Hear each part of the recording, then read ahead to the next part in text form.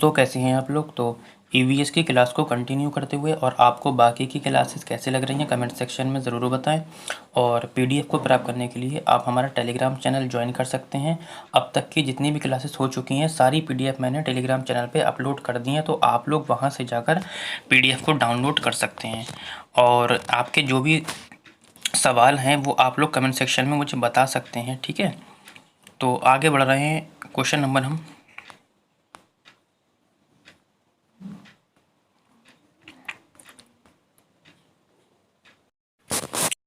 तो question number हमारा 81 कहता है कि निम्नलिखित में से क्या पर्यावरण अध्ययन को सीखने का सबसे प्रभावशाली संसाधन है।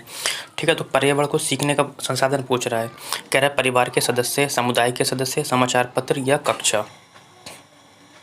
ठीक है, तो पर्यावरण अध्ययन को सीखने का सबसे प्रभावशाली संसाधन, प्रभावशाली देखो परिवार के सदस्य, ठीक है, समुदाय के सदस्यों के साथ भी सीखता है, समाचार पत्र के साथ, लेकिन कक्षा में सीखता है लेकिन सबसे प्रभाव यानी कि जो प्राथमिक उद्देश्य उसका होता है, पहले परिवार होता है, फिर समुदाय होता है, फिर समाचार पत्र होता है। ठीक है, कक्षा होती है लेकिन ठीक है, लेकिन ये द्वितीय कारक होती है ना। अगर द्वितीय एजेंसी की बात करेंगे तो कक्षा आएगा यानी कि विद्यालय आएगा, तो ये होता तो है लेकिन इस ऑप्शन के हिसाब से नहीं है, यानी कि डी जिसमें गलत है उसमें हटा दो। ठीक है, यानी कि ए बी सी आ जाएगा आपका ऑप्शन। कैसे आ जाएगा देखो, होता क्या है कि परिवार के सदस्यों की भूमिका जो होती है रचनात्मक होती है ना। बालक सर्वप्रथम अपने पारिवारिक सदस्यों के बीच, तत्पश्चात समुदाय सदस्यों के साथ सामंजस्य स्थापित कर अधिगम सीखता है ना। ऐसे तो होता है। तो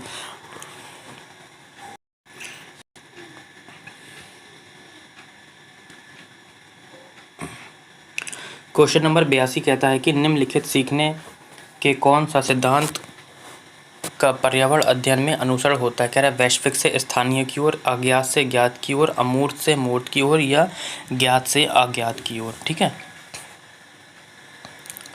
देखो वैश्विक से स्थानीय की ओर नहीं होता, ये तो उल्टा नियम है, ये भी उल्टा नियम है क्योंकि ज्ञात से अज्ञात की ओर होता है, मूर्त से अमूर्त की ओर होता है छोटे बच्चों के लिए। तो कौन सा हो जाएगा, ज्ञात से अज्ञात की ओर। यानी कि बच्चों को पहले क्या करा जाता है, ज्ञात चीज़ें दिखाई जाती हैं यानी कि जो दिखती हैं, यानी कि बच्चों के उत्तरों को सही या गलत रूप से, सॉरी क्या बताना है, ज्ञात से अज्ञात बताना है। ठीक है, यानी पर्यावरण अध्ययन में सीखने का ज्ञात से अज्ञात सिद्धांत अनुसरण होता है। जैसे सीखना एक व्यापक एवं सतत एवं जीवन पर्यंत चलने वाली महत्वपूर्ण प्रक्रिया है। मनुष्य जन्म के उपरांत से ही सीखना प्रारंभ कर देता है, धीरे धीरे वे वातावरण से समायोजित करने का प्रयत्न करता है ना। इस समायोजन के दौरान वे अपने अनुभवों से अधिक लाभ उठाने की कोशिश करता है। इस संपूर्ण प्रक्रिया को मनोवैज्ञानिक में सीखना कहते हैं। ये तो एक सीखना हो गया, लेकिन ऐसा क्या होता है, देखो पहले हम ज्ञात चीज़ें सीखते हैं। बच्चों को अगर हमें ए फॉर एप्पल सिखाना होता है तो पहले हम एप्पल का चित्र दिखाते हैं, यानी कि पहले हम ज्ञात चीज़ें दिखाते हैं, उसके बाद अज्ञात चीज़ों की ओर जाते हैं। ठीक है, तो क्वेश्चन 83 पे पहुँचते हैं। कहता है कि निम्नलिखित में से कौन सा पर्यावरण अध्ययन में सीखने का रचनात्मक आकलन का साधन नहीं है। ठीक है, तो सीखने का रचनात्मक आकलन बताना है। ठीक है, कहता है पोर्टफोलियो नहीं है, क्रम निर्धारण मापनी नहीं है, वार्षिक उपलब्धि परीक्षण नहीं है, वर्णन अभिलेखन नहीं है। ठीक है, देखो ये जो कूट है इसके है ही नहीं। ठीक है, ये गलत हो गया है। कहता है कि रचनात्मक आकलन का साधन नहीं है। देखो पोर्टफोलियो है, क्रम निर्धारण मापनी भी होता है, वर्णन अभिलेखन भी होता है, लेकिन वार्षिक उपलब्धि परीक्षण ये होता है, ये रचनात्मक आकलन में नहीं आता, ये योगात्मक आकलन में आता है, इसलिए ये वाला ऑप्शन गलत हो जाएगा। आगे बढ़ते हैं क्वेश्चन नंबर 84 की ओर। और क्वेश्चन नंबर हमारा 84 कहता है कि निम्नलिखित में से किसको पर्यावरण अध्ययन में बच्चों के आकलन में दूर करना चाहिए। कह रहे बच्चों के उत्तरों को सही या गलत के रूप में आंकना। कक्षा 5 की ईवीएस पाठ्यपुस्तक में प्रत्येक पाठ के अंत में दिए गए आज हमने क्या सीखा पर चर्चा करना, आकलन के संकेतों का उपयोग करना, या बच्चों के सीखने के गुणात्मक आकलन। यानी कि ये वो कह रहा है कि निम्नलिखित में से किसको पर्यावरण अध्ययन में बच्चों के आकलन में दूर करना चाहिए। ठीक है, कहता है कि बच्चों के उत्तरों को सही या गलत के रूप में आंकना, बस यही, बच्चों के उत्तर को सही या गलत के रूप में नहीं आंकना है। आपको ये नहीं कहना है कि आपने गलत करा है। ठीक है, आपको अगर वैसे सोचेंगे तो आपको ठीक नहीं लगेगा कि यार गलत को गलत ही बताना चाहेगा, लेकिन छोटे बच्चों के लिए आपको सराहना देनी है। गलत है लेकिन अभी बोलना है क्योंकि उसने किया तो है ना, नकल तो नहीं मारी है ना। गलत उत्तर करने के लिए भी उसने किसी की नकल तो नहीं मारी, करा तो उसने खुद है ना। तो कहने का मतलब ये है, तो बच्चों को बाद में बताना है लेकिन सही या गलत नहीं बोलना है बच्चों को कि तूने गलत उत्तर करा है, तू इधर निकल जा, तुझे सज़ा दे दी, ऐसा नहीं होना चाहिए। ठीक, आगे बढ़ते हैं क्वेश्चन नंबर हम 85 की ओर।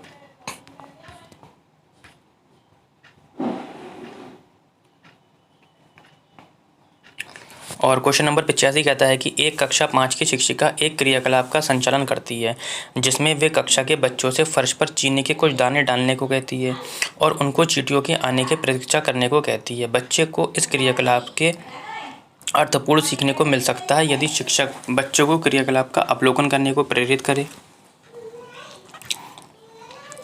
बच्चों को अपने अनुभव साझा करने को प्रेरित करें, या बच्चे को क्रियाकलाप का अवलोकन फिर अनुभव साझा और उस पर चर्चा करने को प्रेरित करें। बच्चों को क्रियाकलाप से संबंधित प्रश्नों को घर से करने को प्रेरित करें। देखो, घर से करने का, हम क्रियाकलाप करा रहे हैं तो उसी टाइम हमें बताना है, उसी टाइम उसको फिनिश भी करना है। कहता है बच्चे को क्रियाकलाप का अवलोकन करने को प्रेरित करें, ये ऑप्शन ठीक है, अवलोकन कर सकता है। साझा करने को करें, लेकिन अगर आप तीसरा ऑप्शन देखेंगे तो इसमें पहला और दूसरा दोनों मिल जाएंगे आपको। देखो, मैंने आपको बताया था कि सी-टेट में एक से अधिक ऑप्शन ठीक होते हैं, लेकिन आपको उसका चयन करना है जिसमें वो दोनों ऑप्शन भी सम्मिलित हो जाएं। कहता है बच्चों को क्रियाकलाप का अवलोकन, जो कि इसमें था, अनुभव साझा, जो कि इसमें था, और एक चीज़ और मिल गई, और उस पर चर्चा करने को प्रेरित करती है। यानी कि दोनों ऑप्शन ठीक थे, लेकिन तीसरा ऑप्शन उसके अंदर भी इंक्लूड था, यानी कि ये दोनों न होकर हमारा ऑप्शन नंबर 3 हो जाएगा। आगे बढ़ते हैं क्वेश्चन नंबर 86 की ओर। और क्वेश्चन नंबर 86 कहता है कि नीचे दी गई सूची पर विचार कीजिए। कहता है कि कछुआ, घड़ियाल, कौवा, बत्तख और मछली, इस सूची में निम्न में से कौन सा दूसरों से भिन्न है। देखो, कछुआ, घड़ियाल, बत्तख, मछली कहाँ रहते हैं, ये पानी में रहते हैं, ठीक है। यानी कि कौवा आपका क्या है, ये हवा में रहता है, तो ऑप्शन हो जाएगा आपका भिन्न कौवा। आगे बढ़ते हैं क्वेश्चन नंबर 87 की ओर। और हमारा क्वेश्चन नंबर 87 कहता है, अच्छा क्वेश्चन है, इसमें कूट भी है, नहीं कूट नहीं है, इसमें शायद कूट थे जो, और कूट इसमें है ही नहीं, ठीक है। इसमें कूट थे लेकिन कूट इसमें प्रिंट हो नहीं पाए हैं, ठीक है। तो जब मैं इसकी पीडीएफ अपलोड करूँगा तो आपको इसकी पीडीएफ में डाउनलोड कर ठीक करके एडिट करके आपको दे दूँगा, ठीक है। क्वेश्चन कहता है कि एक तरफ सूची एक दे रखी है, सूची 2 रखी है। सूची 1 में शहर दे रखे हैं और 2 में पसंदीदा भोजन दे रखा है। कहता है हांगकांग के लोग क्या खाते हैं। देखो, हांगकांग के लोग पका हुआ क्या खाते हैं, सांप खाते हैं, यानी कि A का 5 हो गया। केरल के लोग क्या खाते हैं, तो केरल के लोग सरसों के तेल से बनी मछली खाते हैं, ठीक है, यानी कि ऑप्शन नंबर 2 हो गया। कश्मीर के लोग क्या खाते हैं, नो सॉरी,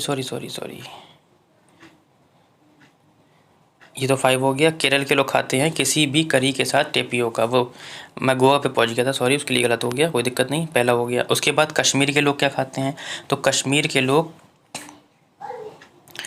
सरसों के तेल की बनी मछली खाते हैं, यानी कि 1 2 आ जाएगा। गोवा के लोग नारियल की बनी सब्जी खाते हैं, 1 2 3, तो ऑप्शन ये हो जाएंगे आपके, ठीक है, जो कि इसमें इंक्लूड नहीं किए हुए हैं, मैं बाद में इंक्लूड कर दूंगा। आगे बढ़ते हैं क्वेश्चन नंबर हम 88 की ओर। और क्वेश्चन नंबर 88 कहता है कि नीचे दिए गए पक्षियों की कौन सी प्रजाति झटके से अपनी गर्दन को आगे पीछे करती है। तो झटके से कौन करती है, मैना करती है, और 270 या 360 डिग्री किसी किसी किताब में घुमाने की बात करेगा केवल, तो हम क्या लगाएंगे, उल्लू लगाएंगे, ठीक है। आगे बढ़ते हैं क्वेश्चन नंबर हम 89 की ओर। और हमारा क्वेश्चन नंबर 89 कूट से संबंधित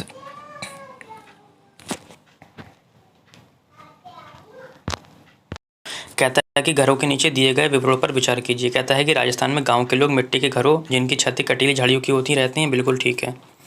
कहता है मनाली, हिमाचल प्रदेश में घर बांसों के खंभों पर बनाए जाते हैं। बांसों पर खंभों के घर कहाँ बनाए जाते हैं, असम में बनाए जाते हैं, ठीक है, यानी कि बी वाला ऑप्शन आपका गलत हो गया, तो बी जिसमें आप काट दीजिए, ठीक है।